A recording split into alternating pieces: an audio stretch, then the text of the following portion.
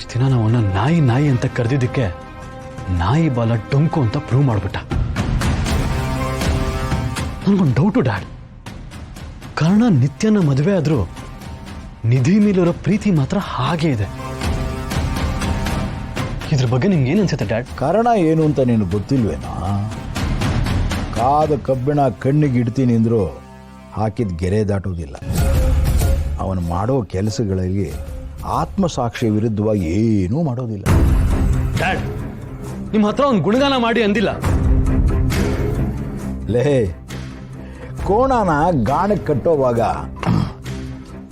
ಅದರ ಗುಣ ಗೊತ್ತಿಲ್ಲದೆ ಇದ್ರೆ ಅದು ಕಬ್ಬು ಬರೆಯೋದಿಲ್ಲ ಕಣ, ನೊರೆ ಬೆಲ್ಲ ಸಿಗೋದಿಲ್ಲ.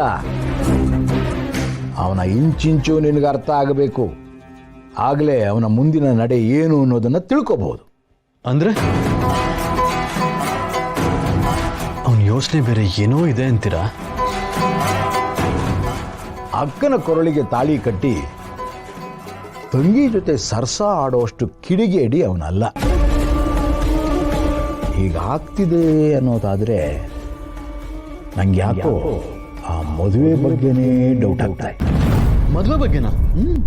Dad, this is too much. ನಮ್ ಕಣ್ಣೆದ್ರುಗಡೆನೆ ಮದುವೆ ಆದ್ರಲ್ಲ ಡ್ಯಾಡ್, ಅದನ್ನೇ ನಂಬಿಲ್ಲ ಅಂದ್ರೆ ಏನರ್ಥ? ಅದೇ ಒಂದು ಒಗಟು. ಅದನ್ನ ಬಿಡಿಸೋದು ಅಷ್ಟು ಸುಲಭ ಅಲ್ಲ. ಸಮಯ ನೋಡಿ ಬಿಡಿಸ್ಬೇಕು. ಅಲ್ಲಿವರೆಗೂ ಸ್ವಲ್ಪ ನನ್ನ ಸೂಚನೆಗೆ ಕಾಯ್ತಾ ಇದೆ. ಒಂದು ಸುಳಿವು ಸಿಕ್ಕೇ ಸಿಗುತ್ತೆ. ಕಾದು ನೋಡೋಣ.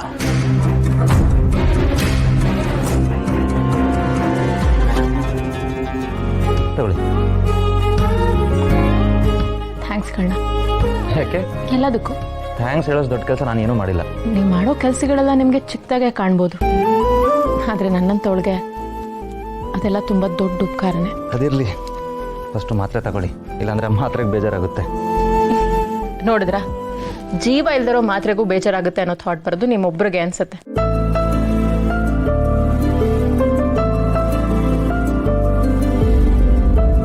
ಎಲ್ಲರೂ ನಿಮ್ಮ ಥರ ಇರೋದಕ್ಕೆ ಸಾಧ್ಯನೇ ಇಲ್ಲ ಕರ್ಣ. ನಾನು ಏನೇ ಮಾಡಿದ್ರು ಅದನ್ನು ನಗು ಮುಖದಲ್ಲೇ ಸಹಿಸ್ಕೊಂಡು ಇಷ್ಟೆಲ್ಲ ಸಹಾಯ ಮಾಡಿದ್ರಿ. ಆಗಲೂ ಹೇಳಿದ್ದೆ, ಈಗಲೂ ಹೇಳ್ತಾ ಇದ್ದೇನೆ, ನಿಮ್ಮ ಜಾಗದಲ್ಲಿ ಬೇರೆ ಯಾರೇ ಇದ್ದಿದ್ರು ನಾನು ಹೀಗೆಲ್ಲ ಇರೋಕ್ಕಾಗ್ತಾ ಇರಲಿಲ್ಲ. ನೀವು ತುಂಬ ಒಳ್ಳೆಯವರು. ನಿಮ್ಮ ಒಳ್ಳೆತನನೇ ನಿಮ್ಮನ್ನು ಕಾಪಾಡುತ್ತೆ. ಒಳ್ಳೆ ಮನಸ್ಸಿರೋರು ಹಾರೈಸಿದ್ರೆ ನಿಜ ಆಗುತ್ತೆ. ಆಗಲಿ ಬಿಡಿ. ಸರಿ, ತುಂಬ ಲೇಟ್ ಮಾಡೋದು ಒಳ್ಳೇದಲ್ಲ. ಮಲಗಿ, ಕಣ್ ತುಂಬ ನಿದ್ದೆ ಮಾಡಿ. Good night. Good night.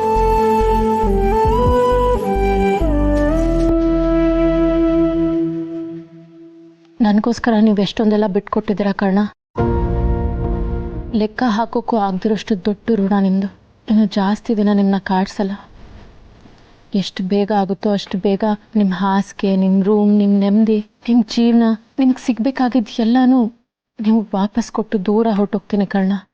ನೀವು ನಿಮ್ಗೆ ಹೇಗೆ ಬೇಕೋ ಹಾಗೆ ಬದುಕ್ಬೋದು. ನಿಮ್ಮ ಆಸೆಗಳನ್ನು ನೀವು ಮನಸಾರೆ ಅನುಭವಿಸ್ಬೇಕು. ನಿಮಗೆ ಒಳ್ಳೇದಾಗಬೇಕು ಕರ್ಣ. ಖಂಡಿತ ಆಗುತ್ತೆ ಅನ್ನೋ ನಂಬಿಕೆ ನನಗಿದೆ.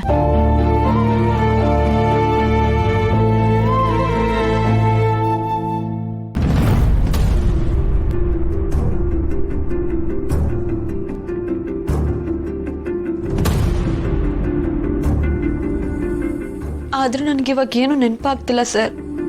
ನಾಳೆ ಎಕ್ಸಾಮಲ್ಲಿ ಏನು ಬರೀತೀನೋ ಗೊತ್ತಿಲ್ಲ. ನಿಧಿ ಏನು ಮಾಡ್ತಿದ್ರೆ ನೋಡಬೇಕು. ನಾಳೆ ಅವ್ರಿಗೆ ಎಕ್ಸಾಮ್ ಇದೆ, ಅವ್ರು ಚೆನ್ನಾಗಿ ಮಾಡಬೇಕು.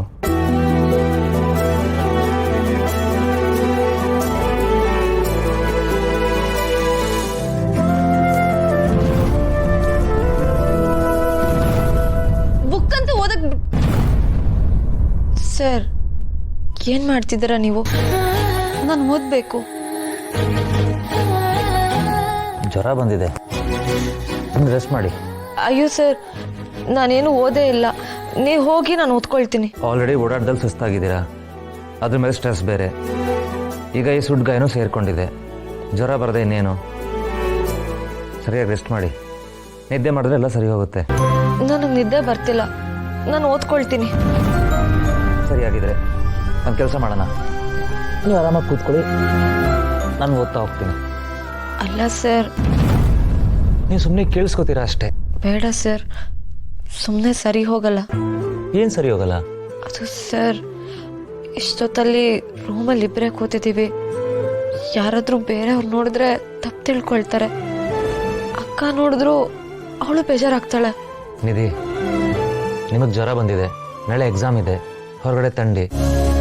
ಈಗ ಓದಲಿಲ್ಲ ಅಂದರೆ ನಾಳೆ ಎಕ್ಸಾಮ್ ಬರೆಯೋಕ್ಕಾಗಲ್ಲ. ನೀವು ನನ್ನ ಸ್ಟೂಡೆಂಟ್ ಆಗಿರೋದಕ್ಕೆ ಹೆಲ್ಪ್ ಮಾಡ್ತಾ ಇದ್ದೀನಿ, ಓಕೆನಾ?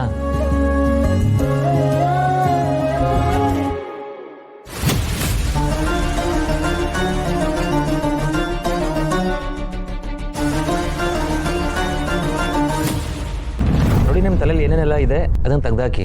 ನಾನು ಹೇಳೋದು ಕೇಳಿಸ್ಕೊಳ್ಳಿ. ಈಗೆಲ್ಲ ಕ್ಲಿಯರ್ ಆಯ್ತಾ?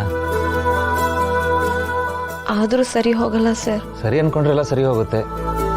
ಸರಿ ಹಾಕಿದ್ರೆ ನೀವು ಬೆಡ್ ಮೇಲೆ ಕೂತ್ಕೊಳ್ಳಿ, ನಾನು ಎಲ್ಲಿ ಕೂತ್ಕೋತೀನಿ.